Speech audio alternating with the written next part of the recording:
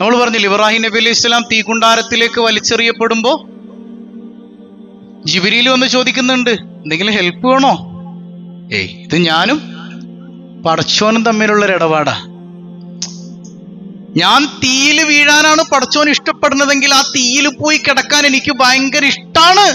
എന്റെ റബ്ബിനെ ഞാൻ അത്രത്തോളം പ്രണയിക്കുന്നുണ്ട് സയ്യിദുനാ ഇബ്രാഹിം. അതാണ് ഹസ്ബി റബ്ബി. അപ്പോഴോ മാ ഫീ ഖൽബി ഗൈറുല്ലാഹ്, എന്താ അർത്ഥം? എന്റെ കൽബില് എന്റെ റബ്ബ് മാത്രമേ ഉള്ളൂ. എന്റെ കൽബിൽ ആര് മാത്രമേ ഉള്ളൂ? ഇത്രയും നാൾ നമ്മളത് കള്ളത്തരാണ് പാടിയത്. ഇനി അങ്ങനെ പാടാൻ പാടില്ല. ഇനി പാടുമ്പോ കൽബിൽ ആര് മാത്രം ഉണ്ടാവാൻ പാടുള്ളൂ?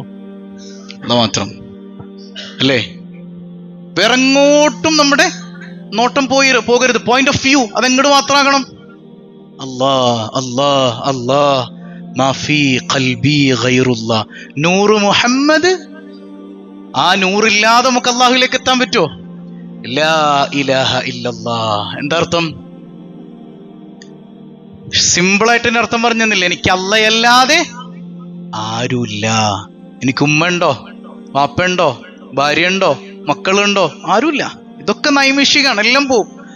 എനിക്ക് എന്നോടൊപ്പം എന്നെന്നുമുള്ളവൻ ആര് മാത്രം? എന്റെ റബ്ബാണ്. എന്നെ സ്നേഹിക്കുന്ന, എൻ്റെ ഉമ്മയേക്കാൾ എന്നെ പ്രണയിക്കുന്ന, സ്നേഹിക്കുന്ന, ഞാൻ സ്നേഹിക്കേണ്ട എൻ്റെ ഒരു നാഥനുണ്ട്. അവനാണ് എന്നെന്നും എൻ്റെ കൂടെ ഉള്ളത്. ആ ബോധ്യത്തിൽ ഒന്ന് കണ്ണടച്ചെല്ലാരും. എന്നിട്ട് ഹസ്ബി റബ്ബി, കൽബിൽ റബ്ബ് മാത്രം. ഒന്ന് പാടിക്കേ. ഹസ്ബി റബ്ബി ജല്ലല്ലാഹ് മാ ഫീ ഖൽബി ഗൈറുല്ലാഹ് നൂറ് മുഹമ്മദ് സല്ലല്ലാഹു ഹഖ് ലാ ഇലാഹ ഇല്ലല്ലാഹ്. ഇതൊരു ആനന്ദാണ് അല്ലേ? കിട്ടണില്ലേ? ചെറുതായിട്ടാണെങ്കിലും അള്ളാനെ കിട്ടിത്തുടങ്ങണില്ലേ? നമുക്ക് പറഞ്ഞില്ലേ, മതിയാവണില്ല അല്ലേ? റബ്ബിനെ പാടിയാല്, റബ്ബിനെ സ്നേഹിച്ചാൽ, അവനെ പറഞ്ഞാല്, അവനോട് ഇഷ്കുണ്ടെങ്കിൽ മതിയാവോ? മതിയാവൂല അല്ലേ? കല്യാണം കഴിക്കാനായിട്ട് വീട്ടുകാർ പ്ലാൻ ചെയ്യുമ്പോഴത്തേക്കും മോള് പറയണം, എനിക്കൊരുത്തൻ ഇഷ്ടമാണ്, എനിക്ക് അവനെ മാത്രം മതി, വേറെ ആരെ ഞാൻ കല്യാണം കഴിക്കൂല. ഹസ്ബി റബ്ബി, എനിക്ക് ആരെ മതി, വേറെ ആരെ എനിക്ക് വേണ്ട, നിങ്ങൾ മാറ്റി വെച്ചേക്ക്. ആരെ മതി? നിങ്ങൾ ആരെ എന്നെ കൊണ്ട് കെട്ടിച്ചാൽ എന്റെ കൽബിൽ ആര് മാത്രം ഉണ്ടാവുള്ളൂ? മാഫി കൽബി മാത്രം ഉണ്ടാവുള്ളൂ. വെറുതെ വേറെ ആൾക്കാരെ കൊണ്ടൊന്നും എന്നെ കെട്ടിക്കണ്ട, എന്റെ കൽബിൽ ഓനായിരിക്കും. പിടിയിട്ടുണ്ടോ? ഒന്നുകൂടെ ഒന്ന് പാടിക്കേ, ഒന്ന് ഉഷാറായിട്ട്. ഹസ്ബി റബ്ബി ജല്ലല്ലാഹ്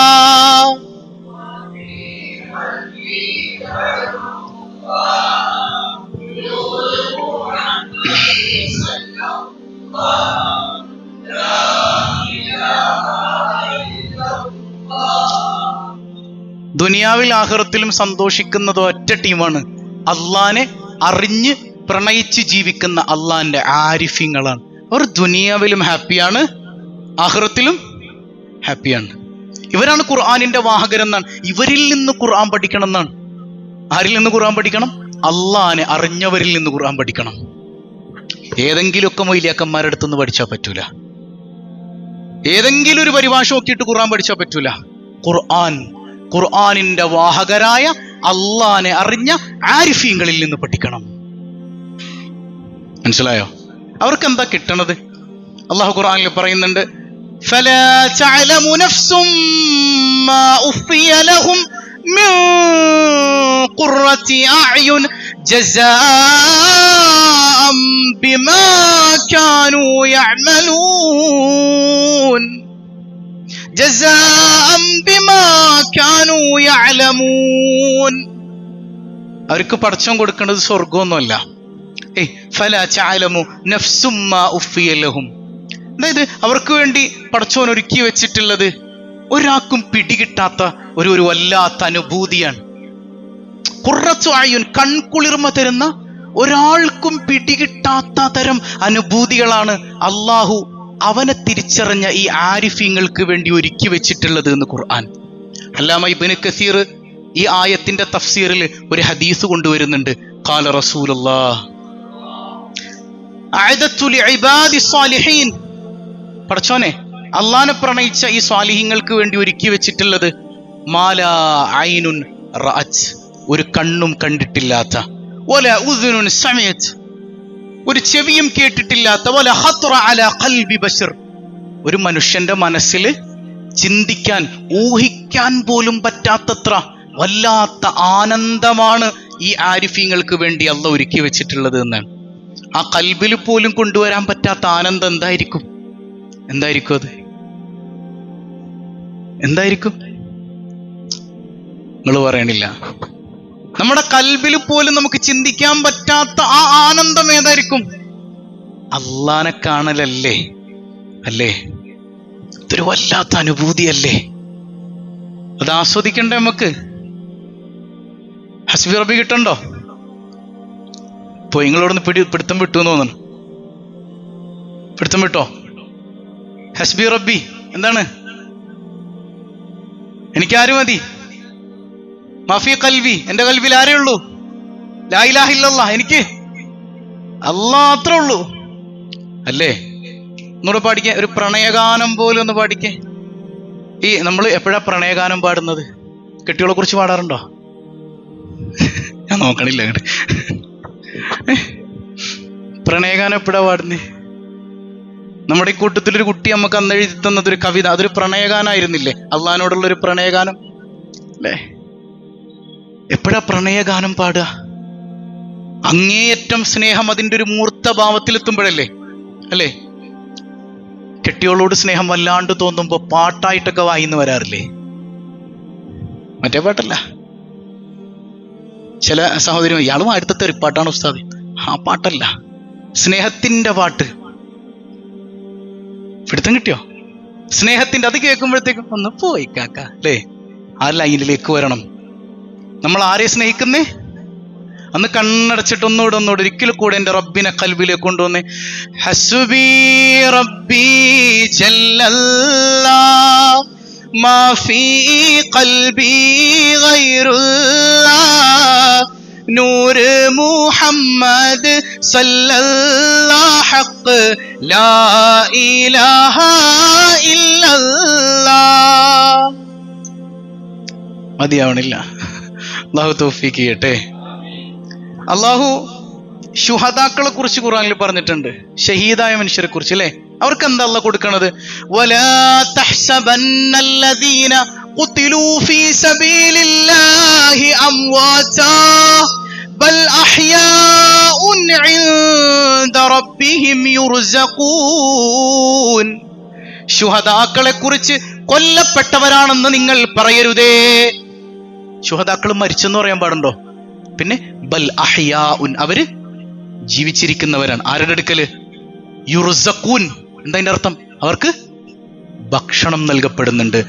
ഗസാലി ഇമാം പറയാണ്, ഇത് ശുഹദാക്കൾക്ക് മാത്രല്ല, അവരെക്കാൾ റേഞ്ച് കൂടിയ ടീമിനുണ്ട്. അതാരാ? അത് അല്ലാഹനെ പ്രണയിച്ച് അവനെ തിരിച്ചറിഞ്ഞ ആരിഫീങ്ങൾക്കും മരണത്തിന് ശേഷവും ഇങ്ങനെ ഒരു ജീവിതം അള്ളാഹു കൊടുക്കുമെന്ന് ഇമാമുൽ ഗസാലി റളിയല്ലാഹു അൻഹു. ഇവര് ശുഹദാക്കളെക്കാൾ മേലെയാണ്. ശുഹദാക്കൾ എന്ന് പറയുമ്പോൾ ബദരീങ്ങളെ ചിന്തിക്കരുത് കേട്ടോ. ബദരീങ്ങൾ അള്ളാനെ അറിഞ്ഞ ആരിഫീങ്ങളും ശുഹദാക്കളും രണ്ടും കൂടെ ക്ലബ്ബ് ചെയ്തവരാണ്. അവരല്ല. അല്ലാത്ത ഷഹീദായ മനുഷ്യന്മാരുണ്ടല്ലോ, ആ ശുഹദാക്കള്, അവരെ വെച്ച് നമ്മളിങ്ങനെ ഒന്ന് താരതമ്യം ചെയ്യുമ്പോൾ അവരെക്കാൾ മേലെയാണ് അള്ളാനെ അറിഞ്ഞ, അള്ളാനെ പ്രണയിച്ച ആരിഫീങ്ങൾ. فإن للعارف بكل نفس درجة ألف شهيد. ശ്രദ്ധിക്കണം കേട്ടോ, ബോറടിക്കണ്ട. അതായത് അള്ളാനെ പ്രണയിച്ച ഓരോ ആരിഫിന്റെയും ഒരു ശ്വാസത്തിന് 1000 ഷഹീദിന്റെ സ്ഥാനമാണ്, 1000 ഷഹീദിന്റെ പ്രതിഫലാണ്. അങ്ങനെ എന്ന് പറഞ്ഞ് അള്ളാനെ പ്രണയിച്ച ഒരു ആരിഫിന്റെ ഒരു ശ്വാസത്തിന്, ഒറ്റ ശ്വാസത്തിന്, കേട്ടില്ല, ഷഹീദ് എന്ന് പറഞ്ഞപ്പോ ഒരു യുദ്ധത്തില് അള്ളാഹുവിന് വേണ്ടി ജീവൻ ത്യാഗം ചെയ്തു, ഷഹീദായി. ഇവരോ ഓരോ സെക്കൻഡിലും, സെക്കൻഡുകളിലല്ല, ഓരോരോ മൈക്രോ സെക്കൻഡുകളിലും, ഓരോ ശ്വാസത്തിലും അല്ലാഹ് അല്ലാഹ് അല്ലാഹ് അള്ളാനെ ദിക്റ് ചെയ്യുന്നവരാണവർ. ശ്വാസത്തിലും അല്ലാഹ്, ശ്വാസത്തില് അങ്ങനെ ദിക്റ് ചെയ്തിട്ടുണ്ടോ നമ്മള്? അങ്ങനെ ദിക്റ് ചെയ്തിട്ടുണ്ടോ? അതായത് ഇതിൽ പരിശീലനം നേടിയ അള്ളാഹുവിന്റെ ആരിഫീങ്ങള് അവരുടെ ശിഷ്യന്മാർക്ക് കൊടുക്കുന്ന ഒരു സമ്മാനാണ് അൻഫാസിയായ ദിക്റ് എന്ന് പറയും. എന്ത് ദിക്റാ? അതായത് ശ്വാസത്തിൽ ദിക്റ് ചെയ്യാ. എവിടെ ദിക്റ് ചെയ്യാ? നമ്മൾ ദിക്റ് ചെയ്യുന്ന എവിടെന്നാ? വായ കൊണ്ടാണ്. ഇത് ശ്വാസത്തിലും, ആ ശ്വാസത്തിലും എന്തുണ്ട്? അല്ലാഹ് അല്ലാഹ് അല്ലാഹ് അല്ലാഹ്. ഈ ശ്വാസത്തിലും ദിക്റിലായിരിക്കും അള്ളാന്റെ ആരിഫ്യങ്ങൾ. ഇവരുടെ ഓരോ ശ്വാസത്തിനും 1000 ഷഹീദിന്റെ ദറജയുണ്ടെന്ന് ഇമാമുൽ ഗസാലി. ഇതൊരത്ഭുതാത്. ഇതൊക്കെ കിട്ടിയവര് ഭാഗ്യവാന്മാരാണ്. പക്ഷെ കൊണ്ടു നടക്കാനാ പാട്. കൊണ്ട് നടന്നാൽ അടിപൊളിയാണ്. അല്ലാഹു ഇത് കിട്ടാനും കൊണ്ട് നടക്കാനും ഒക്കെ നമുക്ക് തൗഫീഖ് ചെയ്യട്ടെ. ആരിഫീങ്ങളുടെ കയ്യിൽ നിന്നത് കിട്ടലേ. അൻഫാസിന്റെ ദിക്ർ എന്നൊക്കെ പറഞ്ഞാൽ വലിയ തൗഫീഖാണ്. കൽബ് ഈ ഒരു ശ്വാസത്തിൽ ഇങ്ങനെ ദിക്റിൽ ലയിക്കുക. അള്ളാന്റെ ഔലിയാക്കളൊക്കെ അങ്ങനെയല്ലേ? ശ്വാസത്തിൽ പോലും ദിക്ർ. ആ ശ്വാസത്തിൽ പോലും ദിക്റുള്ള മനുഷ്യര് അവരുടെ അവസ്ഥ എപ്പോഴും ഏത് ചിന്തയിലായിരിക്കും? ആരിലായിരിക്കും അവരുടെ കേന്ദ്രീകരിച്ച് നിൽക്കുന്നത്? മൈൻഡ് അല്ലേ? അവര് പിന്നെ ഏതെങ്കിലും ഹറാമിലേക്ക് നോക്കൂ, എന്തെങ്കിലും തെറ്റ് ചെയ്യോ? തെറ്റ് ചെയ്യാൻ തോന്നോ? അവര് പിന്നെ കഷ്ടപ്പെട്ട് നിസ്കരിക്കോ? ഇഷ്ടപ്പെട്ട് നിസ്കരിക്കും. കഷ്ടപ്പെട്ട് നോമ്പെടുക്കോ? ഇഷ്ടപ്പെട്ട് നോമ്പെടുക്കും. കഷ്ടപ്പെട്ട് ടെങ്ങറായി സക്കാത്ത് കൊടുക്കോ? ഇഷ്ടപ്പെട്ട് സക്കാത്ത് കൊടുക്കും. കാരണം അവരുടെ ശ്വാസത്തിലുണ്ട് അള്ളാന്റെ ദിക്ർ. ഹബീബായ സയ്യിദുനാ റസൂലുള്ളാഹ് ഷഹീദായ മനുഷ്യന്മാരെ കുറിച്ച് പറയുന്നുണ്ട്. അതായത് പുതിയ ഷഹീദ്, ഇപ്പൊ ഷഹീദായ ഒരു മനുഷ്യൻ ആഖിറത്തിലേക്ക് ചെന്നു നോക്കുക. അവിടെ ചെന്നു കഴിഞ്ഞാൽ ദുനിയാവിലേക്ക് തിരിച്ചു വരാൻ ആ മനുഷ്യൻ കൊതിക്കുമെന്ന് സയ്യിദുനാ റസൂലുള്ളാഹ്. എന്ത് ചെയ്യും? ദുനിയാവിലേക്ക് തിരിച്ചു വരാൻ കൊതിക്കും. എന്തിനാ? ഫയുഖ്തലു മറത്തൻ ഉഖറ, വീണ്ടും ഒന്നുകൂടെ ഷഹീദാവാൻ. എന്നിട്ടോ? അതായത് ഈ മനുഷ്യൻ അവിടെ ചെല്ലുമ്പോൾ കുറെ പഴയ ശുഹദാക്കൾ ഇരിപ്പുണ്ടാവും അവിടെ. അവർക്ക് കിട്ടിയ സ്ഥാനം കണ്ടിട്ടെ, ഓ എനിക്ക് ഇനിയും ഒന്നും കൂടെ ഷഹീദാവണം, എന്നിട്ട് ഇനിയും തിരിച്ചു വരണം, ആ സ്ഥാനം കൂടെ മേടിക്കണം എന്ന് കരുതും. അപ്പൊ പഴയ ശുഹദാക്കൾ എന്താ ചിന്തിക്കുന്നേ? ഹബീബായ സയ്യിദുനാ റസൂലുള്ളാഹ് വഅന്ന ശുഹദാ യതമന്നൗന ലൗ കാനൂ ഉലമാ. അവര് കൊതിക്കും. ഏത് പഴയ ശുഹദാക്കള്? അവര് കൊതിക്കുന്നത് അള്ളാനെ തിരിച്ചറിഞ്ഞ ആരിഫീങ്ങളായ, അള്ളാനെ മഹബത്ത് വെച്ച ഉലമാക്കളാകാൻ അവര് കൊതിക്കും. ആര്? മുമ്പേ ഷഹീദായി പോയ ആളുകളുണ്ടല്ലോ, ആ ഷഹീദായ മഹാന്മാര് കൊതിക്കണത് അള്ളാനെ തിരിച്ചറിഞ്ഞ ആരിഫാകാൻ, ആലിമാകാൻ കൊതിക്കും. കാരണം അവർക്ക് അവിടെ കിട്ടുന്ന കണക്കില്ലാത്ത അനുഭൂതികൾ, ഒരു കൽബിനും ഊഹിക്കാൻ പോലും കഴിയാത്ത അനുഭൂതികൾ അതിങ്ങനെ കാണുമ്പോൾ ഇവർക്ക് കൊതിയായിട്ട്, പടച്ചോനെ ഞങ്ങൾക്ക് നിന്റെ ഒരു ആരിഫാകാൻ പറ്റിയിരുന്നെങ്കിലെന്ന് ശുഹദാക്കൾ കൊതിക്കും. ഔ കമാ ഖാല റസൂലുള്ളാഹ്. അപ്പൊ 1ാം റാങ്ക് ആരിഫുകൾക്കാണ്, അള്ളാനെ അറിഞ്ഞവർക്കാണ്, അള്ളാനെ പ്രണയിച്ചവർക്കാണ്. പരിശുദ്ധ റസൂലുള്ളാഹ് അവിടുത്തെ ഹദീസിൽ നിന്ന് നമുക്ക് വെച്ചാൽ നമുക്കത് വേണോ? അതായത് ഈ ദുനിയാവില് എന്തിനാ ഇപ്പോൾ നമ്മൾ ജോലിക്ക് പോണത്? ജോലിക്ക് പോണ എന്തിനാ? ചിരി സുഖത്തോടെ ജീവിക്കാനല്ലേ? ഉള്ളത് പറഞ്ഞല്ലേ? ഈ ദുനിയാവിലെ സുഖത്തിന് വേണ്ടി, നൈമിഷികമായ ദുനിയാവിലെ സുഖത്തിന് വേണ്ടി നമ്മൾ കഷ്ടപ്പെടണില്ലേ? ആത്യന്തികമായ സുഖം എവിടെയുള്ളത്? അല്ലേ? ആ സുഖത്തിന് വേണ്ടി നമ്മൾ കഷ്ടപ്പെടാൻ തയ്യാറല്ലെങ്കിൽ പിന്നെ നമ്മൾ എന്തിനു കൊള്ളാം? ഇന്ന് 3 ആളുകള് റൂമിലും പുറത്തും വന്നിട്ടുണ്ട്. മൊത്തത്തിൽ 3 പേര് വന്ന്. അള്ളാനെ കിട്ടിയ 3 പേർ. ഭയങ്കര സന്തോഷമാണ് ഇങ്ങനെ വരുമ്പോ അവരുടെ അനുഭവങ്ങൾ. ഒന്ന്, ഒരു സഹോദരി ഒരു എഴുത്താണ് തന്നത്, ഒരു പ്രണയലേഖനം. മൊയ്ലിയാർക്കല്ല, അള്ളാഹ്ക്കാണ്. പറയാൻ പേടിയാണ്. അള്ളാഹ്ക്കുള്ളൊരു പ്രണയലേഖനം. അവരുടെ ജീവിതത്തിൽ അള്ളാനെ കിട്ടിയ സന്തോഷം. അതായത് നമ്മുടെ ഈ സൗണ്ട് പുറത്തുനിന്ന് അവർ കേൾക്കുന്നുണ്ട് അത്രേ. ഞാനിങ്ങനെ ചിന്തിക്കും, ഇവിടെ നിന്നിട്ടൊറ്റ മനുഷ്യന്മാർ മാറിയെന്ന് പറയണില്ലല്ലോ കുറച്ചോനെ. പുറത്തുനിന്ന് അത് കേൾക്കുന്ന ആളുകൾ മാറുന്നുണ്ട്.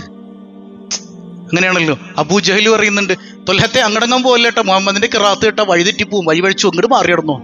തൊൽഹത്ത് റളിയല്ലാഹു അൻഹു ഒരിക്കലും വെറുതെ ഒന്ന് കേട്ടു നോക്കി, അശ്ഹദു അല്ലാ ഇലാഹ ഇല്ലല്ലാഹു വ അന്നക റസൂലുള്ളാഹ്. സംഗതി അങ്ങനെയുണ്ട് അല്ലേ? മറ്റൊരാള്, ഒരു സഹോദരൻ വന്നിട്ട് പറഞ്ഞു, ഉസ്താദേ അള്ളാനെ സ്നേഹിക്കണമെന്നൊന്നും ഞങ്ങൾ പഠിച്ചിട്ടില്ല, ഇപ്പോ ഞങ്ങൾ അനുഭവിക്കുന്ന ഒരു സന്തോഷം ഉണ്ടെന്നാണ്. അള്ളാഹു അത് നിലനിർത്തി കൊടുക്കുമാറാകട്ടെ. മറ്റൊരു സഹോദരൻ പറഞ്ഞൊരു കാര്യം, അത് രസകരമാണ്. ഉസ്താദിന്റെ ഭാര്യയുടെ കൈ മുറിഞ്ഞപ്പോ എനിക്ക് അള്ളാനെ കാണാൻ പറ്റി. അവന്റെ വേഗം ഒരു കത്തി എടുക്കല്ലേ ഹസീനർ എന്നാണ് പറഞ്ഞത്. ഭാര്യയുടെ കൈ മുറിഞ്ഞപ്പോ എനിക്ക് ആരെ കാണാൻ പറ്റി? എന്താ അത്? എങ്ങനെയായിരിക്കും അള്ളാനെ കണ്ടിട്ടുണ്ടാവുക? നിങ്ങൾ വീട്ടിലിരിക്കുമ്പോൾ എപ്പോഴെങ്കിലും ഭാര്യയുടെ കൈ മുറിഞ്ഞിട്ടുണ്ടോ? നിങ്ങൾ വീട്ടിലുള്ള സമയത്ത് ഈ അടുക്കളയിൽ ചിലപ്പോൾ മീൻ മുറിക്കണ സമയത്തെ ചെറിയൊരു മുറിവായിരിക്കും, ഒരു ചപ്പാടും ബഹളമൊക്കെ അവിടെ അടുക്കളയിൽ നിന്ന്.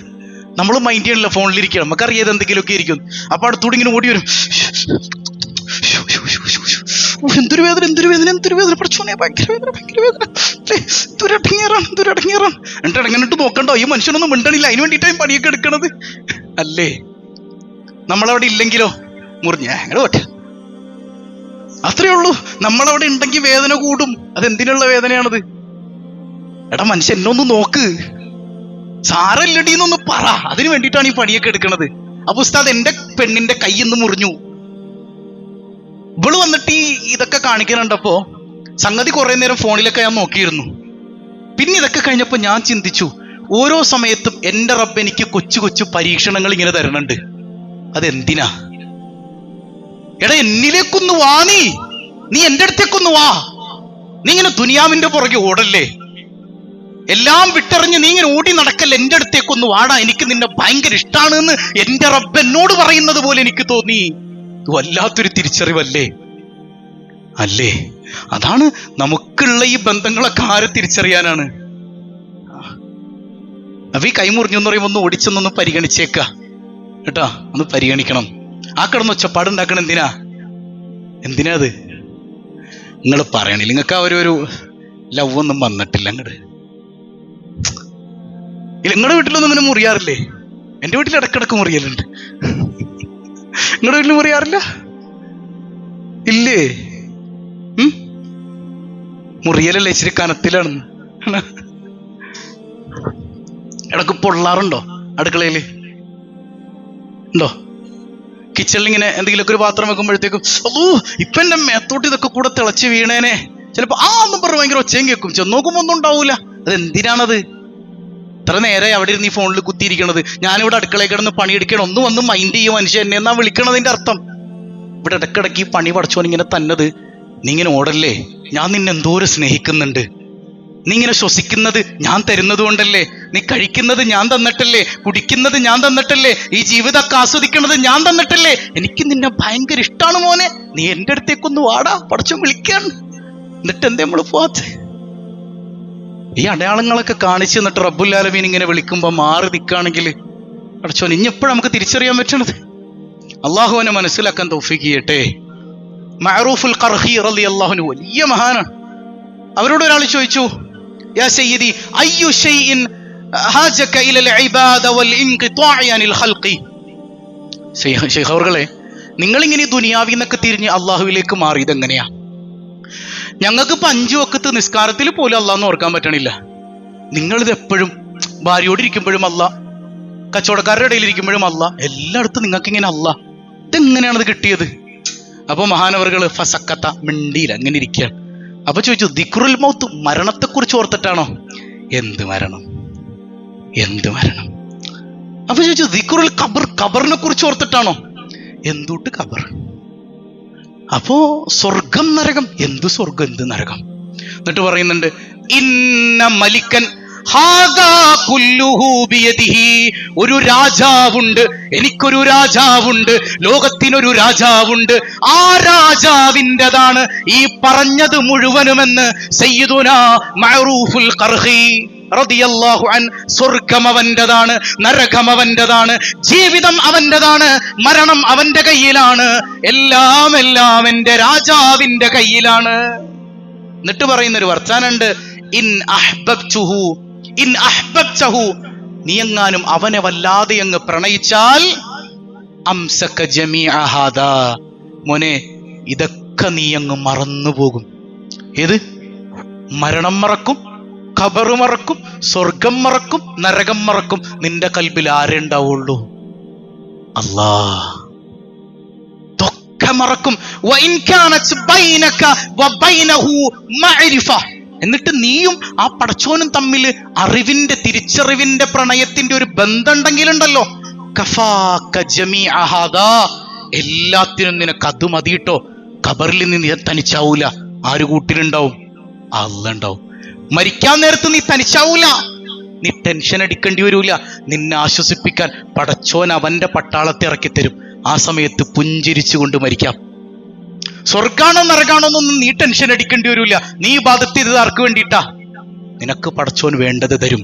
നീ അള്ളാന്റെ അടിമയായി അങ്ങ് മാറിയാ മതി. അവനെ പ്രണയിച്ചാൽ മതി. സയ്യിദുന മഅറൂഫുൽ ഖർഹി റളിയല്ലാഹു അൻഹു. സംഗതി അങ്ങനൊരു മക്കാമെന്ന് പറഞ്ഞാൽ നമ്മളെ സംബന്ധിച്ചിടത്തോളം വിദൂരത്താണ്. ഇപ്പൊ ഒറ്റടിക്ക് നടക്കുന്ന കാര്യമല്ല, പരിശ്രമം വേണം. പക്ഷെ ആ മക്കാമിലെത്തിയ മഹാന്മാരുടെ പിന്നാലെ നടക്കുന്നത് കൊണ്ടെങ്കിലും ചിലപ്പോൾ പടച്ചോൻ നമ്മൾ അങ്ങോട്ട് എത്തിക്കും, അല്ലേ? നമ്മൾ അള്ളാന്റെ സ്വാലിഹ്യങ്ങളൊക്കെ തള്ളി പറഞ്ഞാൽ നമ്മൾ ഏത് ദീന അവിടെ ഉള്ളത്? ഏത് ദീനുള്ളത്? ഇപ്പോ ഖാജ മുഈനുദ്ദീൻ അൽ ചിശ്തി അൽ അജ്മീരി ഖദ്ദസം, ദില്ലി രാജസ്ഥാൻ തുമാരാ യാ ഖാജാ, सारा हिंदुस्तान तुम्हारा या ख्वाजा, हिंदू में 90 लाख को कलमा पढ़वाया मेरे ख्वाजा. ഇന്ത്യയിൽ 90 ലക്ഷം ആളുകൾ ഖാജയെ കണ്ട് ഇസ്ലാം സ്വീകരിച്ചിട്ടുണ്ട്. ബഹളം ഉണ്ടാക്കിയിട്ട്, ഒച്ചപ്പാടുണ്ടാക്കിയിട്ടൊന്നുമല്ല. ഖാജയെ കണ്ട്, ഖാജയിലൂടെ ഇസ്ലാം സ്വീകരിച്ചത് 90 ലക്ഷം ആളുകളാണ്. അള്ളാനെ കിട്ടിയവരങ്ങനെയാ. അവരുടെ പിന്നാലെ നടന്നാല് നമുക്ക് ആരെ കിട്ടും? തസൗഫിന്റെ കിതാബിൽ കാണാം, ഒരു മനുഷ്യൻ മരിച്ചു, സ്വാലിഹായ മനുഷ്യൻ. അപ്പൊ ഖബറിലേക്ക് അള്ളാഹ് ഇങ്ങനെ സ്വർഗത്തിന്റെ കവാടം തുറന്നു കൊടുത്തു. അപ്പൊ സങ്കടം വന്നു എന്നാണ്. അള്ളാഹിനോട് പറയാ, പടച്ചോനെ, ഞാൻ ഇതിനൊന്നും അല്ലല്ലോ നിന്നെ ആരാധിച്ചത്, എനിക്ക് നിന്നെ വേണം അല്ലാഹ്, എനിക്ക് നിന്നെ വേണം അല്ലാഹ്, നിന്നെ കിട്ടണം അല്ലാഹ്. അല്ലാഹ് അവനെ ആസ്വദിക്കാൻ അള്ളാഹു തൗഫീക്ക് ചെയ്യട്ടെ. അള്ളാഹിനെ കാണൽ എവിടുന്നാ? പരലോകത്ത് നിന്നാണ്, അല്ലേ? അതൊരു യാഥാർത്ഥ്യം തന്നെയാണ്. പക്ഷേ നേർക്കണ്ണുകൊണ്ട് നമുക്ക് എവിടെ കാണാൻ പറ്റുള്ളൂ? പരലോകത്തെ കാണാൻ പറ്റുള്ളൂ. ഹബീബ് സല്ലല്ലാഹു അലൈഹി വസല്ലം പറഞ്ഞില്ലേ, 14 രാവിലെ ചന്ദ്രൻ ഉദിച്ചു നിൽക്കുന്നത് പോലെ അള്ളാനെ കാണാൻ പറ്റും. പക്ഷേ ഇമാമിങ്ങൾ ഉദ്ധരിക്കുന്നുണ്ട്,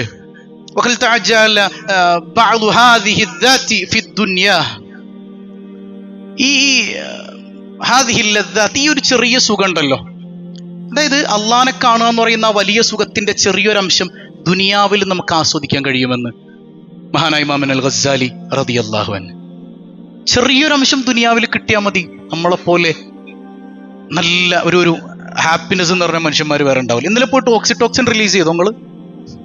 ശരിയോ? റിലീസ് ചെയ്തില്ലേ പോയിട്ട്? ഞങ്ങളെ പണിയെടുത്തില്ല? അയ്യോ, ഇതെന്തിനാ ഇപ്പൊ ഞാൻ ക്ലാസ് എടുത്തെന്ന്? ഇവിടെ ഒന്ന് റിലീസ് ചെയ്യിപ്പിക്കാൻ പറഞ്ഞിട്ട് 6 സെക്കൻഡ് പോയി കെട്ടിയോളൂ എന്ന് കെട്ടിപ്പിടിക്കാൻ പറഞ്ഞുള്ളൂ. Simple, just 6 seconds. അത് രാത്രി മതിയെന്ന് ഞാൻ പറഞ്ഞെന്നായിരുന്നു. ട്രൈ ചെയ്തില്ലേ? പിന്നെ എങ്ങനെ സന്തോഷം ഉണ്ടാവണത്? അതിലും വലിയ ആനന്ദം, അതായത് ആ ഒരു ഹാപ്പി ഹോർമോൺ റിലീസ് ചെയ്യിക്കാൻ പറ്റിയ ഏറ്റവും നല്ല അവസരം അള്ളാനെ പ്രണയിച്ച് അവനോട് നിന്നെ എനിക്കൊരുപാട് ഇഷ്ടമാണ് അള്ളാന്ന് മനസ്സ് നിറഞ്ഞ് പറയുന്നൊരു സന്ദർഭം ഉണ്ടല്ലോ. ആ സമയത്തും ഈ ഒരു ഹാപ്പി ഹോർമോൺ നമ്മുടെ ശരീരത്തിൽ ഇങ്ങനെ റിലീസ് ചെയ്യപ്പെടും. ഭയങ്കര ആനന്ദം നമുക്ക് ലഭിക്കുമെന്നാണ്. അള്ളാഹു അതിന് തൗഫീക്ക് നൽകട്ടെ. അള്ളാഹു തൗഫീക്ക് നൽകട്ടെ. ആരിഫീങ്ങളിൽപ്പെട്ട ചില മഹാന്മാർ പറയുന്നുണ്ട്, ഇന്നി അഖൂലു യാ റബ്ബി യാ അല്ലാഹ് ഫഅജിദു ദാലിക അലാ ഖൽബി അസ്ഖലു മിനൽ ജിബാൽ. ചില അള്ളാന്റെ ഔലിയാക്കളുടെ വർത്താനാണ്, നമ്മളങ്ങോട്ട് എത്തിയിട്ടില്ല. ഞാനൊരു എക്സാമ്പിളിന് പറയാം. അള്ളാനെ കിട്ടിയ, അള്ളാനെ അറിഞ്ഞ ആരിഫീങ്ങളിൽപ്പെട്ട ചിലർ പറയുക, യാ റബ്ബി യാ അല്ലാഹ് എന്ന് പറയുമ്പോൾ എൻ്റെ മനസ്സിൽ ഭയങ്കര ഭാരമാണ്, ഒരു മല എടുത്ത് ചുമക്കണ ഭാരമാണ്, എടങ്ങേറാണോ ഭാരമാണ്. എന്തുട്ട് വർത്താനാണത്? എന്താ മനസ്സിലായത്? യാ റബ്ബി യാ അല്ലാഹ് എന്ന് പറയുമ്പോൾ എൻ്റെ മനസ്സിൽ ഭയങ്കര ഭാരമാണ്, ഒരു മലയെടുത്ത് ചുമക്കുന്ന ഭാരം. കാരണം ശരിക്കും ഈ ഒരാളെ വിളിക്കുകയാണെങ്കിൽ അയാൾ എവിടെ ഇരിക്കും? ഒരു മറയുടെ അപ്പുറത്തുള്ള ആളെയല്ലേ നമ്മൾ വിളിക്കുള്ളൂ, അല്ലേ? ഇപ്പൊ മുമ്പിലിരിക്കണം സൈനാറെ സൈനാറെ സൈനാറെ യാ സൈനാർ യാ സൈനാർ ഇങ്ങനെ മുഖത്തോട്ട് നോക്കി വിളിച്ചു കഴിഞ്ഞാൽ മൊയിലായിരിക്കുമല്ലോ അവരാന്താണോ എന്ന് വിചാരിക്കൂലേ, അല്ലേ? മറക്കപ്പുറം നിൽക്കണി സൈനാറെ പോയി നമുക്ക് വിളിക്കാം. അപ്പോ ആരിഫ്യങ്ങൾ പറയാണ്, എന്റെ റബ്ബ് എന്റെ കൂടെ ഉണ്ട്, അവന്റെ തർബിയത്ത് എന്റെ കൂടെ ഉണ്ട്. ആ റബ്ബ് എന്റെ കണ്ടനാടിയേക്കാൾ അടുത്ത് തർബിയത്ത് തന്നെ ചെയ്യുന്ന എന്റെ നാഥൻ എന്റെ കൂടെ ഉള്ളപ്പോ ഞാൻ എന്തിനാ വിളിക്കണത്? എനിക്ക് ഭയങ്കര ഭാരാണ് എന്നാണ്. സുബ്ഹാനല്ലാഹ്. നമ്മൾ വിളിക്കണ്ടെന്നല്ലോട്ടെ പറയണം, നമ്മൾ ആ ലെവലിലേക്കൊന്നും എത്തിയിട്ടില്ല. ഞാൻ പറയണത് അങ്ങനെ അത്രമേൽ അള്ളാ എന്ന ആനന്ദം അനുഭവിക്കുന്ന അള്ളാന്റെ ഔലിയാക്കളുണ്ട്. മനസ്സിലായോ? പങ്ങടക്ക് എത്തിയാലുള്ള അവസ്ഥ എന്തായിരിക്കും? പക്ഷെ അത് തിരിച്ചറിയാൻ പാടില്ല. ഞാൻ ഇന്നലൊരു കൊച്ചുകുട്ടിയുടെ കഥ പറഞ്ഞില്ലേ, ചെറിയ കുഞ്ഞ് ഇപ്പൊ ഭാര്യയും ഭർത്താവും തമ്മിൽ ഇങ്ങനെ വർത്താനം പറഞ്ഞുകൊണ്ടിരിക്കുകയാണ്. വാപ്പി എപ്പോഴും മീനടുത്ത് തന്നെയാണ്, എന്റെ കൂടെ അപ്പം ചുട്ട് കളിക്കാൻ വാപ്പി വന്നില്ല. വാപ്പിക്ക് എന്താണ് ഇതിന് മാത്രം മീനോട് പറയാനുള്ളത്? കുഞ്ഞിനെ സംബന്ധിച്ചിടത്തോളം അതിലൊരു ആനന്ദം ഉണ്ടോ? ഈ വാപ്പി എപ്പോഴും എന്തിനാണ് ഉമ്മയുടെ പുറകെ നടക്കണത്? അതിൽ വല്ല ആനന്ദം ഉണ്ടോ? കുഞ്ഞിനെ സംബന്ധിച്ചിടത്തോളം ആനന്ദം എവിടെയാണ്? ഈ അപ്പം ചുട്ട് കളിക്കണതിലാണ്. പക്ഷെ ബാപ്പാനെ സംബന്ധിച്ചിടത്തോളം ഏറ്റവും വലിയ ആനന്ദമാണ് വാപ്പാക്ക് കിട്ടിക്കൊണ്ടിരിക്കുന്നത്, അല്ലേ? പറ മനുഷ്യരല്ലേ? എന്നതുപോലെ നമ്മൾ ഈ നിൽക്കണത് ഈ ദുനിയാവിന്റെ ഈ കെട്ടുപാടിന്റെ ഇടയിൽ നിന്നുണ്ട് ഔലിയാക്കളുടെ ലോകത്ത് നോക്കിക്കഴിഞ്ഞാൽ എന്തുട്ടാനന്ദം. നമ്മൾ കുഞ്ഞു കുട്ടിയുടെ ലെവലിലാണ്. നമ്മൾ ഉയരണ്ടേ. അതിനുള്ള പണിയാണ് ഇപ്പൊ നമ്മൾ എടുത്തുകൊണ്ടിരിക്കണം. അപ്പൊ അള്ളാന്റെ മഹബത്ത് കിട്ടാൻ എന്തൊക്കെ വേണം, എങ്ങനെയാ മഹബത്ത് ആർജിച്ചെടുക്കാൻ പറ്റും? അത് അടുത്ത ക്ലാസ്സിൽ പറഞ്ഞാൽ പോരെ? ബോറടിപ്പിക്കണില്ല, പോരെ? ശരിക്കും ഞാനൊരു കാര്യം പറയട്ടെ, ഇതിനൊരു എന്താ പറയാ, ഇത് നിങ്ങളിലേക്ക് പറഞ്ഞ് പ്രതിഫലിപ്പിക്കാൻ ഭയങ്കരമായിട്ട് പാടുപെടുന്നുണ്ട് ഞാൻ. സത്യം പറഞ്ഞ കിതാബുകളിൽ ഇതിങ്ങനെ കാണുമ്പോൾ ഇതെങ്ങനെ നിങ്ങളിലേക്ക് എത്തിക്കും? ശരിക്കും ഇതിന് അക്ഷരം കൊടുക്കാൻ പറ്റിയ സാധനമല്ല. ഈ പ്രണയത്തെ എങ്ങനെ നിങ്ങളിൽ എത്തിക്കുമെന്ന് എനിക്ക് അറിയാനും പാടില്ല. എന്നാലും ഇതൊരു ഒരു ശ്രമമാണ്. അള്ളാഹു അത് വിഫലമാക്കാതിരിക്കട്ടെ. ഒരു ശ്രമമാണ്. എൻ്റെ കൽവിലേക്ക് നിങ്ങളുടെ കൽവിലേക്കും ആ മഹത്തുക്കൾ അനുഭവിച്ച അള്ളാ എന്ന ആനന്ദത്തെ എല്ലാവരിലേക്കും എത്തിക്കാനുള്ള ഒരു പെടാപ്പാടാണ്. അള്ളാഹു അത് എളുപ്പാക്കി തരുമാറാകട്ടെ. അവനെ തിരിച്ചറിയാൻ ആ റബ്ബുൽ ആലമീന്റെ സ്നേഹം ആസ്വദിക്കാൻ പടച്ച റബ്ബ് നമുക്കൊക്കെ തൗഫീക്ക് നൽകുമാറാകട്ടെ.